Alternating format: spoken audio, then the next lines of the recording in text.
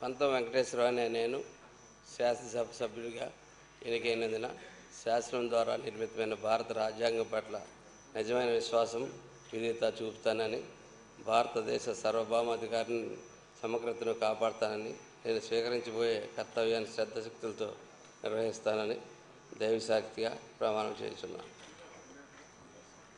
ఆంధ్రప్రదేశ్ శాసనసభ్యుడైన పంతం వెంకటేశ్వరరావు అనే నేను సభ నియమాలను కట్టుబడి ఉంటానని, వాటిని అనుసరిస్తానని, సభా మర్యాదలను పాటిస్తానని, సాంప్రదాయాలను గౌరవిస్తానని దైవసాక్షిగా ప్రమాణం చేస్తా ఉన్నాను.